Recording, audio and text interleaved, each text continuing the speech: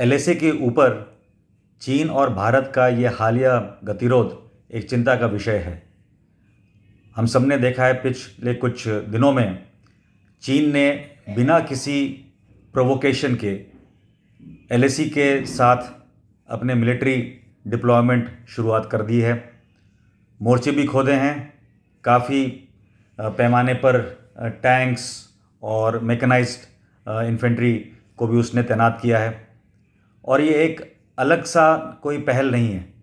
चीन, जहाँ तक मैं समझता हूँ, वो चाह रहा है कि जो उसके अनफिनिश्ड बिजनेस हैं, जैसे कि हांगकांग, ताइवान, तिब्बत, वो उस पर अपना पूरा दबदबा और दबाव जाहिर कर रहा है।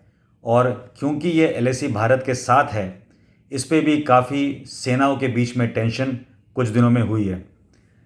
पिछला ऐसा कुछ हमने डोकलाम में 2017 में देखा था, और उसमें काफ़ी डिप्लोमेटिक नेगोशिएशन के बाद दोनों जो फोर्सेस हैं वो अपने खेमे में पहुंची, और चीन ने भी जिस रुख को इख्तियार किया था उस रुख से थोड़ा मेल्ट डाउन होकर वो भी पीछे हटा।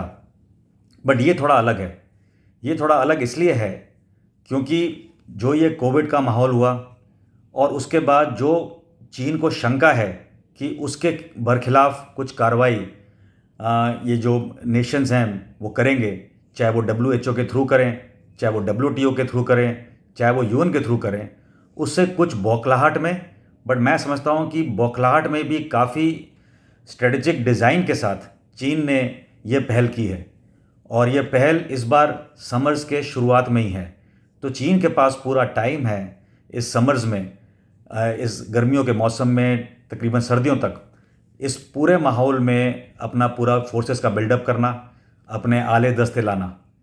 इसी पहल को डोकलाम के बाद चीन ने 2018 में के मध्य में चेंगडू और लांजाओ रीजन दोनों को मिलाकर एक TMC बनाया।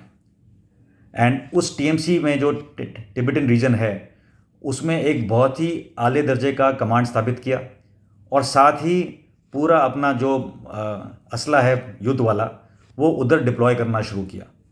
चाहे वो AD की डिप्लॉयमेंट हो, चाहे वो एयर बेसेस ALG बनाने हो, चाहे वो रोड बनाने हो, चाहे वो उनके फोर्सेस को आगे मूव करना हो। तो धीरे धीरे करके तिब्बत के काफ़ी हिस्सों में, और ख़ास तौर पे LAC में जहाँ उसको एडवांटेज चाहिए, वहाँ चीन ने अपना जो भी मिलिट्री डिप्लॉयमेंट है वो किया है, और पिछले 1.5 साल में उसको और बढ़ावा मिला है। साथ ही हमारे देश ने भी, क्योंकि हम थोड़े पीछे थे अभी तक, तो हमने भी पिछले कुछ सालों में अपने प्लानिंग के साथ अपना जो सैनिक दस्तावेज है उसको बढ़ाया है। हमने भी उधर अपने आर्मर्ड फॉर्मेशंस भेजी हैं उस इलाके में, हमने भी रोड्स बनाए हैं, और हम भी चाहते हैं कि जो LAC में जो हमारी खामियां और कमजोरियां थीं 1962 में, वो दूर की जाएं। जो चाहे आप DBO में देखें, जहां हमने अपना C-130 लैंड किया था कुछ सालों पहले, सो उस सब को देखते हुए हमारा भी जो बिल्डअप है वो हुआ है, बट उस स्तर पे नहीं हुआ है जिस स्तर पे चीन ने किया है। और अभी हालात ऐसे हो गए हैं कि कईयों को लगता है कि युद्ध हो जाएगी। कुछ हैं जो एनालिस्ट हैं जो कहते हैं कि नहीं, ये तो होता ही रहता है और चीन भी सर्दियाँ से पहले वापस चला जाएगा।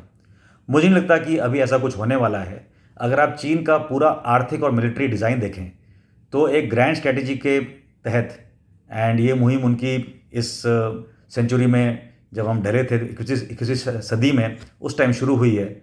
और वो चाहता है कि 2025-30 के आसपास या 2050 के आसपास वो पहले आर्थिक रूप से बिल्कुल सेल्फ रिलायंट हो जाए, उसका दबदबा हो पूरे वर्ल्ड के ऊपर, और इकोनॉमिकली स्ट्रेंथ जब उसकी बढ़ती है तो वो चाह रहा था कि उसकी मिलिट्री से भी साथ साथ बढ़े। क्योंकि चीन को काफ़ी इकोनॉमिक एडवांटेज मिला है अभी तक, तो उसने उसका पूरा यूज़ करते हुए अपनी मिलिट्री को भी काफ़ी प्रोत्साहित किया है और काफ़ी बिल्डअप किया है। नतीजा ये हुआ है कि जिन इलाकों में US नेवी का विड्रॉल हुआ, उनकी फ्लीट्स का विड्रॉल हुआ, जैसे कि एक प्रोमिनेंट जगह है साउथ चाइना सी, वहाँ चाइना का दबाव और दबदबा बढ़ा। उसको देखते हुए चाइना चाहता भी है कि जो उसके जो छोटे मोटे डिस्प्यूट्स हैं वो हट जाएं। जहाँ तक रशिया का सवाल है, वो एक बड़ा देश है रशिया, तो वहाँ तो चाइना ज़्यादा बोल नहीं सकता, तो उधर बॉर्डर डिस्प्यूट रिजॉल्व करने में ही चाइना की भलाई है। पर जो बाकी जो इलाके हैं, ख़ास तौर पे जो LAC है जिसके साथ भारत लगा हुआ है, वहाँ पे उसकी नीति एक एल्बो स्पेस है एज़ पर डिज़ाइन। और वो कभी नहीं चाहेगा कि भारत के साथ पूरी की पूरी जो बाउंड्री डिस्प्यूट है या जो भी उसका LAC का परसेप्शन है, वो बिल्कुल एक स्पष्ट रूप से सामने आए और उसका कोई समाधान निकले। तो मैं नहीं समझता कि उसका समाधान निकलेगा। बट अभी की जो स्थिति है, आप देख रहे हैं कि काफ़ी टॉक्स हुए हैं, डिप्लोमेटिक काफ़ी पार्लेज हुई हैं। चाइना का जो इंफॉर्मेशन वॉरफेयर है वो काफ़ी आले दर्जे का है, और उसने क्या किया है अपने देश के मीडिया के थ्रू और बाहर के मीडिया के थ्रू, और यहाँ तक कि हमारे कुछ मीडिया कर्मियों के थ्रू काफ़ी प्रोपेगेंडा किया है। चाइना में तो कोई लिबर्टी है नहीं, कोई फ्रीडम ऑफ एक्सप्रेशन है नहीं।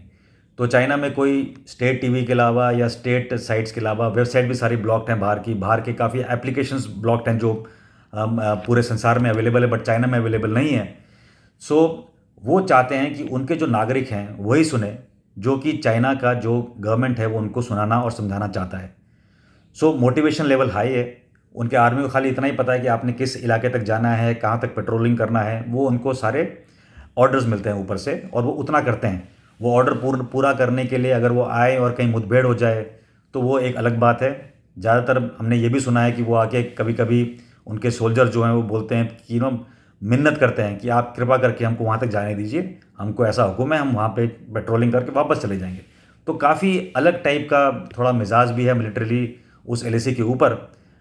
और ऐसा कोई आईबॉल टू आईबॉल मार काटने की जो प्रक्रिया होती है वैसी नहीं है, क्योंकि अनलाइक पाकिस्तान का जो लाइन ऑफ कंट्रोल है जहाँ से टेररिस्ट आते हैं, यहाँ से टेररिस्ट नहीं आते, यहाँ से दो देशों के फोर्सेस खाली इंटरेक्ट करते हैं। तो उसी तरह से थोड़ी बहुत मैच्योरिटी है। बॉर्डर मीटिंग्स होती हैं, अगर कोई मुठभेड़ हो जाए या कोई दोनों देश के बीच में इशू आए तो ड्रिल सेट हैं, बैनर ड्रिल से लेके बातचीत करने का ड्रिल, ऊपर एस्केलेट करने का। उसी को देखते हुए अभी आगे आ रहा है कि 6 जून को एक लेफ्टिनेंट जनरल लेवल या जनरल लेवल की कोई मीटिंग होगी, बॉर्डर मीटिंग होगी। हमारी तरफ से शायद कोर कमांडर साहब जाएंगे, वहाँ से कौन आएगा वो भी उसका हवाला नहीं है। बट इस मीटिंग के दौरान गार्ड डाउन नहीं करना है, क्योंकि इस मीटिंग को होने में भी 3 दिन और हैं। तो जिस देश को टैक्टिकल और ऑपरेशनल एडवांटेज होगा 6 तारीख को, उसी हिसाब से मिलिट्रीली आप बात कर सकते हैं। मुझे काफ़ी यकीन है कि डिप्लोमेटिक चैनल से काफ़ी बातचीत हुई होगी। हमारे जो फ्रेंडली देश हैं इस संसार में, उन्होंने भी काफ़ी दबाव डाला हुआ है। आप जहाँ तक देखें US का सवाल है, US के जो प्रेसिडेंट हैं उन्होंने ना कि कोविड की जांच पर WHO से संबंध तोड़ने की बात की है, उन्होंने G7 में इंडिया को प्रोत्साहित किया है ज्वाइन करने के लिए और अन्य देशों को। उन्होंने तिब्बत के बारे में भी कुछ बोला है, और वो साउथ चाइना सी में भी एक मिलिट्री रुख लेने को तैयार लग रहे हैं। सो इन सब को देखते हुए, और बाकी जो देश हैं जैसे कि ऑस्ट्रेलिया, जिस पे कि चाइना ने दबाव डालने का कोशिश किया था, बट वो कोशिश में नाकामयाब रहा, और उसके बाद ही हमने तुरंत देखा कि ये LAC का जो सिलसिला है वो शुरू हुआ है। सो 2 चीज़ों से सतर्क रहना चाहिए। जहाँ तक चाइना का सवाल है, LAC के ऊपर भारत को जहाँ तक हो सके सेना को पहले कोई वेपन या फायर नहीं खोलना चाहिए, क्योंकि पिछले 4-4.5 दशकों में ऐसा कोई इंसिडेंट अभी तक नहीं हुआ है। तो हमें मौका नहीं देना है। चाइना के पास अभी जो विकल्प हैं वो थोड़े कम हैं। पहला विकल्प चाइना का ये है कि भाई किस तरह से मैं LAC में चला तो गया हूँ, जब जहाँ तक वो तिब्बत के अंदर हैं उनको कोई प्रॉब्लम नहीं है। मुझे लगता है कि वो इलाका वो छोड़ेंगे भी नहीं, क्योंकि इस समर्स में आए हैं, लास्ट समर्स में डिप्लॉयमेंट किया था इसके डेप्थ में, अब उसके भी आगे आए हैं। तो धीरे धीरे पीछे से उनका जैसे जैसे इंफ्रास्ट्रक्चर बढ़ रहा है, रेल लाइन भी तिब्बत में आ गई है, काफ़ी रोड्स और सुपर हाईवेज बन गए हैं। तो मुझे नहीं लगता कि ये जो डिप्लॉयमेंट है वो एक वन टाइम डिप्लॉयमेंट है जो वापस चले जाएंगे। वो जहाँ तक उनको LAC की थोड़ी बहुत समझ है और क्लैरिटी है कि वो उनका ही पार्ट है और वो तिब्बत का पार्ट है, जो कि हमारे तरफ से एक सॉर्ट ऑफ एनेक्सेशन है तिब्बत का, एंड वर्ल्ड भी उसको समझता है। उस इलाके में तो वो बेझिझक होके अपना मिलिट्री डिप्लॉयमेंट करेंगे, वेपन्स डिप्लॉय करेंगे। जहाँ तक कुछ अभी LAC की जो होती है एम्बिग्विटी, उसका जो फ़ायदा उठा के जो ट्रांसग्रेशन होते हैं कभी कभी दोनों साइड से, कभी हम भी करते होंगे कभी वो भी करते होंगे, बट विंटर्स में हम वापस चले जाते हैं। बट जैसे जैसे हम इस मुठभेड़ में आगे जा रहे हैं इस समर्स में, मुझे लगता है कि कुछ ऐसे पोस्ट होंगे जो कि दोनों साइड से हो सकता है कि हम जो LAC उनका मानना है वो वहाँ तक पहुँचें, जो कि हम मानते हैं कि हमारे इलाके में है, और कुछ हो सकता है कि हमारी भी पोस्ट वहाँ पे क्रिएट हो, जहाँ पे लगता है कि उनको लगता है कि वो उनका इलाका है, बट हमें लगता है कि एलएसी वहाँ शुरू होती है। सो ये जो परसेप्शन है, इसमें भारत के लिए जो ऑप्शंस हैं थोड़ा बाद में बताता हूँ। बट जहाँ तक चाइना का सवाल है, चाइना को एक फेस सेवर चाहिए। फेस सेवर के लिए हो सकता है कि वो एक मुठभेड़ में उतर आए, हो सकता है कि वो मुठभेड़ में बिना उतरे ही समझौता करे कि हम इस टाइम तक रहेंगे, उसके बाद विड्रॉ करेंगे। उस पर भरोसा करने की ज़रूरत नहीं है, क्योंकि मुझे नहीं लगता कि ये होने वाला है। दूसरा है वो छोटे मुठभेड़ के तहत अपना जो निश्चय है उसको जाहिर करे, और बाद में एक डिप्लोमेटिक वेट लेता हुआ बोले कि मैं अभी इस लेवल से विड्रॉ कर रहा हूँ। हो सकता है कि वो ये मामला इसलिए हो क्योंकि वो चाहे कि यूएन का ध्यान बटे, बाकियों का ध्यान बटे, और वो तिब्बत के नाम पर एलएसी क्रॉस करके भारत से एंगेज करे। ये संभवतः है। ये होगा कि नहीं होगा, ये 6 तारीख की मीटिंग थोड़ा बताएगी, और इसके बाद जो हमारे पॉलिटिकल जो कमेंट्री उसके बाद आएगी उससे और जाहिर होगा। बट भारत को सचेत रहना होगा। दूसरा है आर्म ट्विस्टिंग। ये चाइना की आदत है, और जैसे उसने ट्राई किया ऑस्ट्रेलिया के साथ, जैसा वो बयानबाजी कर रहा है अमेरिका के साथ, उनको लगता है क्योंकि उनका एक मैन्युफैक्चरिंग हब है वर्ल्ड में, तो काफ़ी लोगों की जमा पूंजी जो राशि है देशों की, वो उनमें लगी हुई है। वो प्लांट्स चाइना में हैं, और नहीं भी हैं तो कुछ प्लांट्स हैं जहाँ पे चाइना का इन्वेस्टमेंट है। दोनों को ध्यान रखते हुए वो सोच रहे हैं कि उनके पास एक आर्थिक रूप से एक हथियार है जिसका वो इजहार कर रहे हैं अभी। भारत को तैयार रहना चाहिए, चाहे जिस रूप से वो हमारे साथ इंगेज करें, चाहे वो मिलिट्री इंगेज करें, चाहे वो आर्थिक रूप से हमको सोचें कि हम उनसे दो दो नॉच नीचे हैं, वो उनकी सोच हो सकती है। बट जहाँ तक हमारा सवाल है, हमें बिल्कुल ही काम रहना होगा। हमें किसी प्रकार की एंटी लॉबी टाइप कोई बयानबाजी नहीं करनी होगी, चाहे हम किसी देश के पक्ष में या विपक्ष में बोलें। जो हमारे हित में हमें करना है। जहाँ तक हमारा सवाल है, हमें चाहिए कि पहले हम कोई वेपन सिस्टम ना खोलें। हमें चाहिए कि जैसे चाइनीज़ आते हैं और हम भी जाते हैं, हर एक जो इंगेजमेंट होता है उसका वीडियो रिकॉर्डिंग रखें। हमें चाहिए कि हम उस पूरे इलाके का सर्वेलेंस करें, और सर्वेलेंस बिल्कुल निडर होकर करें, चाहे अपने आलों से करें, चाहे अपने दोस्त जो साथी हमारे दोस्त हैं इस दुनिया में जो देश हैं उनके संसाधनों का यूज़ करें, उनके सैटेलाइट को यूज़ करें, अपना सैटेलाइट यूज़ करें, काफ़ी इन्फॉर्मेशन आती है। उनके इंटेलिजेंस एजेंसीज का यूज़ करें, अपने खुद के इंटेलिजेंस का यूज़ करें।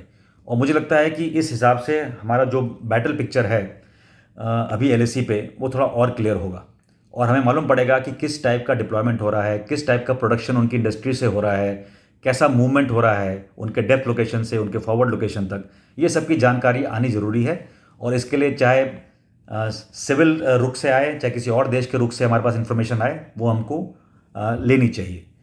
और जो भी हमारे स्ट्रेटजिक और ऑपरेशनल रिजर्व्स हैं, चाहे वो माउंटेन डिविजन्स हों हमारे, चाहे हमारे इन्फेंट्री फॉर्मेशंस हों, चाहे हमारे आर्मर्ड फॉर्मेशंस हों, काफ़ी उपयोगी हैं ये तीनों दस्ते। और हो सकता है कि इनकी ज़रूरत ना भी पड़े, बट क्योंकि ये समर्स ऐसे हैं कि आपने एलसी पे थोड़ा जो है टेररिस्ट का बोलबाला उसको काफ़ी कम कर दिया है, तो उम्मीद है कि जो रिज़र्व्स जो हम वहाँ लगाने की सोचते हैं पाकिस्तान के खिलाफ, उसमें से कुछ रिज़र्व अभी टाइम है हम इधर लगाएं एलएसी के ऊपर, और इस साल देखें कि किस टाइप का डिप्लॉयमेंट चाइना ने किया है, कितने डेप्थ में किया है, और उस हिसाब से अपनी तजवीज़ बनाएं कि हम भी अपने कुछ रिज़र्व्स इस साल और ख़ास तौर पे अगले साल तक, और उसके बाद जैसा ज़रूरत पड़े वैसे हम उन रिज़र्व को आगे कर सकें। वायुसेना के कुछ कॉर्डन्स हैं जिनको रिलोकेट करने की ज़रूरत है। हो सकता है कि यूएस और बाकी जो देश हैं उनकी पहल हो साउथ चीन चाइना सी की तरफ, तो उनको कोई सपोर्ट चाहिए हो, कोई बेस चाहिए हो, या हमारे नौसेना की कुछ दस्ते चाहिए हों जो कि डायरेक्टली इंटरफेयर ना करें, तो उस हालात में भी हम कोलैबोरेटिव एक्शंस ले सकते हैं दूसरी सेनाओं के साथ। एंड ये टाइम आ गया है कि भारत इस तरीके से भी सोचे। अगर एक रीजनल पावर होना है तो आपने थोड़ा हट के सोचना पड़ेगा, और सीमित नहीं रहना पड़ेगा कि हम ये इंडिया पाकिस्तान की कोई लड़ाई होने वाली है या इंडिया चाइना का कोई मुठभेड़ होने वाला है। हमने एक रीजनल आउटलुक में सोचना पड़ेगा। उसके लिए जो भी साजो सामान चाहिए, जो भी दस्ते चाहिए, जो भी फोर्स एक्रीशन चाहिए, स्ट्रक्चरिंग चाहिए, जो भी हमको वेपन सिस्टम्स चाहिए, चाहे आपको एयरक्राफ्ट चाहिए हो, चाहे आपको एयरक्राफ्ट कैरियर चाहिए हो, चाहे आपको और ही उत्कृष्ट प्रकार के थल सेना के इक्विपमेंट चाहिए हो, तो वो लेना ज़रूरी है। एंड मैं समझता हूँ कि ये टाइम आ गया है कि हम थोड़ा बहुत रीजनल डोमिनेशन में अपना योगदान दें, चाहे किसी के साथ और कुछ क्षेत्रों में अपने आप ही। जहाँ तक सवाल है तिब्बत का, वो एक ऐसा पॉलिटिकल इशू है, इसमें मुझे नहीं पता, मैं सक्षम भी नहीं हूँ कि बताऊँ कि भारत को क्या रुख लेना चाहिए। बट मेरे पर्सनल व्यू से ये टाइम है कि दलाई लामा काफ़ी समय रहे हमारे साथ। सो जो कथन है, जो यहाँ पे जो टिबेटन्स का होना चाहिए, और भारत के लिए नहीं, अपने टिबेटन एरिया में जो उनके चाइना ने जो ट्रांसग्रेशन किया है या डिप्लॉयमेंट कर रहे हैं या सेना ला रहे हैं जहाँ पे कोई लड़ाई नहीं होती थी ऐसे इलाके में, उसका बोलबाला होना चाहिए। चाइना वहाँ क्यों आ रहा है, तिब्बत को क्यों ले रहा है, वो एक अलग हिस्सा है। वहाँ पे कितने मिनरल रिसोर्सेज हैं, वहाँ का वाटर टेबल क्या है, वहाँ पे जो वाटर बॉडीज़ हैं जो फीड करती हैं पूरे हाफ हमारे एशियन कंट्रीज़ को टिल इंडियन ओशन, क्या उसका वैल्यू है, ये कभी और डिबेट करेंगे, क्योंकि उसमें काफ़ी तथ्य है। एंड ऐसा नहीं है कि चाइना वहाँ सिर्फ कोई मिलिट्री लड़ाई के लिए आ रहा है। चाइना आ रहा है क्योंकि उसने पूरा अपना जो तिब्बत तक रेल लाइन बिछाई है, एक्सप्रेसवेज बनाए हैं, उसका बिल्कुल एक स्ट्रक्चर्ड रिक्वायरमेंट है। एंड क्योंकि वो रिसोर्स रिच एरिया है, ऐसा कोई खासतौर पे चेंगडू का जो ईस्टर्न एरिया है वो काफ़ी रिच है, सो उस हिसाब से चाइना कर रहा है। और दूसरा जो सीपेक जो वो बना रहा है विद पाकिस्तान, तो वो कॉरिडोर जो बना रहा है टुवर्ड्स यूरेशिया, वो सारे जो स्ट्रक्चर जो हैं, नेटवर्क जो है, वो इस एरिया से गुजरेगा। तो उस एरिया की भलाई के लिए भी, उसको डेप्थ देने के लिए भी ज़रूरी है उसके लिए कि वो थोड़ा उनके आगे एलएसी की तरफ पहल करे और एरियाज़ को अपने कंट्रोल में करे। सो वो एक नॉर्मल बात है जो हर एक देश अपने अपने लिए करेगा, और ख़ास तौर पे जहाँ इतनी एम्बिग्युइटी है एक बॉर्डर की, वहाँ पे दोनों देश को करना चाहिए। बट किसकी समर्थन किसको मिल रही है, किसमें कितना सक्षम है, वो उसको जाहिर करेगा कि हम कैसे आगे जाएंगे। जहाँ तक चीनी IW का सवाल है, वो एक बहुत ही निहायत इम्पॉर्टेंट चीज़ है जिस पे हमको फोकस करना है, और हमको भी अपना इंफॉर्मेशन वॉरफेयर का दर्जा साइबर स्पेस को यूज़ करते हुए और इंफॉर्मेशन वॉरफेयर को ऐसे संगठित करना है कि हम उसको थोड़ा नकार सकें। जैसे मैंने आपको बताया कि उसके पास तो काफ़ी चेक्स हैं कि उसके जो सिटीजन्स हैं, उसके जो नागरिक हैं, वो देख नहीं सकते कोई भी टेलीविज़न, इंटरनेट या साइट्स जो चाइना ने ब्लॉक कर रखी हैं। हमारा ऐसा नहीं है। बट जो हम कर सकते हैं, हम भी उनके ऐप्स डाउनलोड कर सकते हैं। एक मुहिम चल रही है हमारे देश में कि चाइना के ऐप्स को आप हटा दीजिए। मैं मानता हूँ कि कुछ साइबर स्पेस में जो हमारे साइबर वॉरियर्स हैं, जो सेल्स हैं, जो कोर लेवल पे आजकल बने हुए हैं टूवर्ड्स पाकिस्तान, वैसे सेल्स हमारे हर एक कमांड में, कोर में, डिवीज़न में, इवन ब्रिगेड में भी होने चाहिए कुछ लोग जो कि यही काम करें। तो अगर आप LAC के पे तैनात हैं तो आपकी ट्रुप्स का फोकस, अगर आप ये भी मान लें कि हर ब्रिगेड में 5 आदमी भी ये काम कर रहे हैं, तो ये बहुत ही बड़ी मुहिम होगी आज के ज़माने में, क्योंकि आप इतना information through military reasons, through other sources of internet, and मैं ज़्यादा डीप नहीं जाऊंगा कि आप इंटरनेट से और क्या निकाल सकते हैं और कैसे निकाल सकते हैं, वो हमारे इंटेलिजेंस एजेंसीज को पता है। तो मैं चाहता हूँ कि उसका काफ़ी उपयोग किया जाए, और हमसे जहाँ तक हो सके हम इन चीज़ों को और अच्छे दर्जे का बनाएं। हमें एज़ जो सिटीजन्स हैं, हमें अपने सहयोग देना चाहिए हमारे देश के गवर्नमेंट को और हमारे देश की सेना को। ज़रूरत है, कोई ऐसा हाल नहीं हुआ क्योंकि लड़ाई होने वाली है, और अगर लड़ाई हो भी जाए, मैं आपको काफ़ी आश्वस्त करता हूँ कि ये कोई 20 और 10 का खेल अभी 1962 वाला नहीं है। ये खेल 17-20, 18-20 टाइप का है, जिसके अंदर कि 4 मुक्के वो मारेगा तो 3 मुक्के हम भी मार देंगे, और कुछ क्षेत्रों में हम एक्चुअली ज़्यादा डैमेज कर सकते हैं। और रिस्पॉन्सिबल स्टेट्स होने के नाते दोनों देशों को एक्चुअली सूट नहीं करता कि कोई लड़ाई या कोई फुल फ्लेज वॉर हो, या इवन कोई लिमिटेड वॉर हो। हाँ, एक आधा मुठभेड़ स्कर्मिश कहीं हो गई किसी जॉइंट पे, जैसे मैंने बोला कि फेस सेवर चाहिए, तो फेस सेवर लेने के लिए हो सकता है कि एक देश जो सक्षम है वो प्लेटो से आ रहा है, उसके ज़्यादा सेना आ सकती है, तो एक छोटी सी स्कर्मिश करके अपना एक फेस सेवर निकाले और बाद में बोले कि मैं बड़ा देश हूँ और मैंने इसको आगे बढ़ावा नहीं दिया इस लड़ाई को। मे बी, बट चांस कम है। बट जहाँ तक हमारा सवाल है, एकदम सतर्क रहना चाहिए। डिफेंसेस को मेंटेन रखिए, ट्रूप्स की ट्रेनिंग करिए, जहाँ तक हो सके जितने रिजर्व्स रिलोकेट करने हैं, चाहे आर्मी के हों चाहे एयरफोर्स के हों, थोड़ा बहुत जो समझौता करना है और डिप्लोमेटिक चैनल्स को यूज़ करना है वो करिए। इकोनॉमिक जो स्ट्रेंथ है हमारी बहुत है, क्योंकि अभी चाइना को डर लग रहा है कि उसकी जितनी भी मैन्युफैक्चरिंग यूनिट्स हैं और जो उसका इकोनॉमिक जो आर्थिक जो उसकी स्टेटस है वो इसलिए डाउन होगी क्योंकि भारत उसमें से काफ़ी कुछ लेगा। भारत भी एक पॉपुलस स्टेट है। हम जानते हैं कि हमारे स्टेट में काफ़ी यंग नागरिक हैं एंड क्योंकि हमारा स्टेट ऐसा है कि हम इंफॉर्मेशन टेक्नोलॉजी में और आजकल तो हम एक्चुअली मैन्युफैक्चरिंग सेक्टर में काफ़ी पहल कर रहे हैं, काफ़ी चीज़ें बना रहे हैं हम, चाहे गाड़ियाँ हों चाहे रोड हों, हमारा स्तर बढ़ रहा है। तो हो सकता है कि चाइना को ये डर है एक्चुअली कि कुछ भारत ले छीनेगा। भारत छीनने के राय से तो है नहीं, कोई मंसूबा हमारा ऐसा है नहीं, बट ऑब्वियस है कि अगर कोई बिज़नेस वहाँ से उठेगा और अगर 100 बिज़नेस वहाँ से उठेंगे तो हो सकता है कि 5, 10, 20, 40, 50 डिपेंडिंग हमारा ईज़ ऑफ डूइंग बिज़नेस कितना अच्छा है और कितना हम उसको स्ट्रीमलाइन करते हैं, इसको प्रोत्साहित करने के लिए इन इंडस्ट्रीज़ को बाहर की जो आके इंडिया में लगें, क्या क्या सर्विसेज इंडिया से ऑपरेट होंगी, वो एक देखने वाली बात है। और चाइना उससे थोड़ा घबराया हुआ है। क्योंकि वो घबराया हुआ है, हमें कोई हिंदी चीनी भाई भाई के नाते पे अभी जाने की ज़रूरत नहीं है। हमें बिल्कुल कूटनीति से, डिप्लोमेटिक एडवांटेज से, आर्थिक जो स्थिति है उसको और अच्छा करने के नज़रिए से अपने डिसीजन लेने होंगे।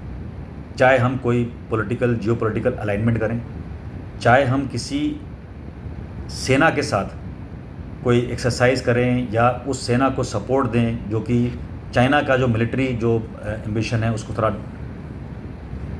डाउन करे।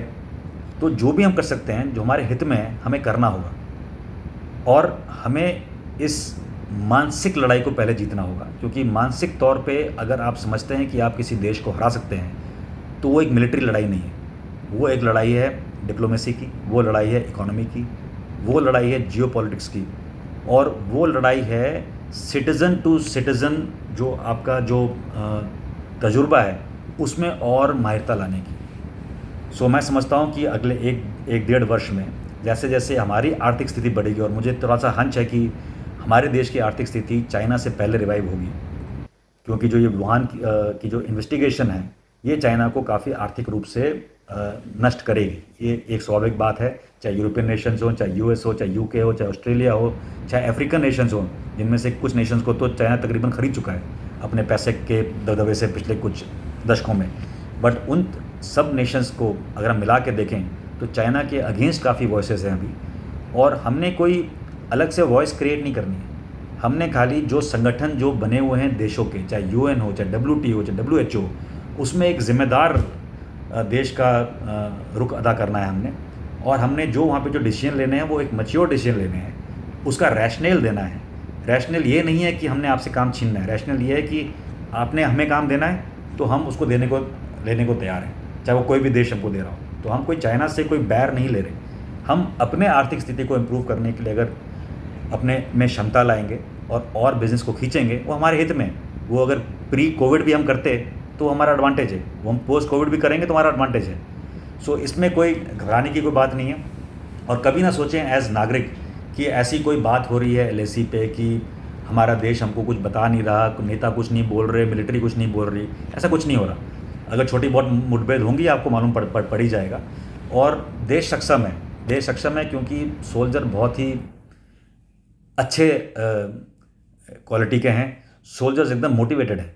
मैं आपको बताता हूँ इन इलाकों में LC पे और LAC पे जैसे ही हमें एडवर्सरी दिखता है, पाकिस्तान की तरफ दुश्मन दिखता है, टेररिस्ट दिखते हैं, इस तरफ हमें कभी कभी एडवर्सरी की भावना आती है क्योंकि इस सीज़न में कभी कभी एक ट्रांसलेशन हो जाते हैं, चाहे वो बारावती हो, चाहे वो सिक्किम हो, चाहे वो कोई और इलाका हो। और जो भी लेटेस्ट इलाका चल रहा है जो 1962 युद्ध का भी एक हिस्सा था। सो इन सब को देखते हुए हमारे देश में ज़रूरत है कि जो हमारे सैनिक हैं उनका मनोबल 100% टॉप हो। उसको टॉप करने के लिए हमारी वो बनती है जिम्मेदारी कि हम पहल करें, जैसा हम सपोर्ट कर सकते हैं करें। अगर लड़ाई के हालात बनते हैं तो मुझे पता है, पूरा यकीन है कि हमारी पूरी देश की जो मशीनरी है उस लड़ाई में लग जाएगी। बट लड़ाई की अगर उम्मीद नहीं है बट फिर भी थोड़ा बहुत skirmish की उम्मीद है तो आप भरोसा रखें अपने सेना के ऊपर कि सेना अच्छा काम करेगी। और आप घर बैठे जितना भी ओपिनियन शेपिंग कर सकते हैं सोशल मीडिया के माध्यम से, अपने लिखने के माध्यम से, अगर आपकी इन्फ्लुएंस बाहर के देशों में है उधर जो नागरिक हैं उनसे बात करने में, तो आप अपने देश का जो ओपिनियन शेपिंग है वो कर सकते हैं। एंड कोई भी मीडियम ले लीजिए, आप ट्विटर ले लीजिए, आज 5 साल पहले पाकिस्तान ट्विटर पे बिल्कुल डिफेंसिव नहीं था और हमें ट्विटर का यूज़ करना नहीं आता था। अभी हमारी जो नीति है वो हमारे देश के सिटीजन समझते हैं और आप देखेंगे ट्विटर पे किस टाइप के एंगेजमेंट होते हैं पाकिस्तान के साथ। तो सिमिलरली कोई हार्म नहीं है, ऐप्स उठाइए चाइना के, उसमें घुसिए, उनके ग्रुप में जाइए, बात करिए, आप उनके मीडिया से इंटरेक्ट करिए, क्योंकि उनके मीडिया जो उनका स्टेट प्रोपेगेंडा मशीनरी है वो बोलता है, ट्विटर के ऊपर बोलता है, वो सोशल मीडिया पे और फेसबुक पे बोलते हैं। आप भी उन पे अपने कमेंट्स दीजिए और लॉजिक के द्वारा, कोई रेटोरिक, कोई बदसलूकी नहीं होनी चाहिए, कोई गाली गलौच नहीं, कुछ नहीं। काफ़ी तथ्य है हमारे पास, काफ़ी तर्क है हमारे पास, दोनों का यूज़ करिए और दोनों का यूज़ करके अपनी ओपिनियन शेपिंग करिए। जहाँ तक हमारे वीर सैनिकों का सवाल है, चाहे वो आर्मी के हों, एयरफोर्स के हों, नेवी के हों, आईटीबीपी के हों, बीएसएफ के हों, जहाँ भी तैनात हैं, चाहे एलसी पे है चाहे एलएसी पे, उनके लिए मेरा खाली ये मैसेज है कि आप सतर्क रहें, अच्छी ट्रेनिंग करें, अच्छा एडमिनिस्ट्रेशन करें और साथ में ये ध्यान रखें कि आपके ऊपर ही देश की जो नज़र है वो आजकल टिकी है, क्योंकि मीडिया काफ़ी एक्टिव है। एंड जो भी आप पहल करें, ख़ास तौर पे एलएसी पे, पहला बुलेट फायर आप नहीं करने चाहिए। जहाँ तक ज़मीनी हालत बताते हैं, नहीं करने चाहिए। कुछ रीज़न हो सकते हैं, जब करने पड़ें उसके आदेश तो खैर आपके ऊपर वाले जो अहदेदार हैं वो लेंगे। एंड जहाँ तक सैनिक का सवाल है, तो मैं तो इतना ही कहूँगा कि आप जहाँ भी हैं खुश रहें और मोराल हाई रखें और अच्छा काम करें। एंड इसके साथ ही मेरे पास आज के लिए इतना ही है, बाकी मैं अपने नेक्स्ट मीट में बोलूँगा। जय हिंद।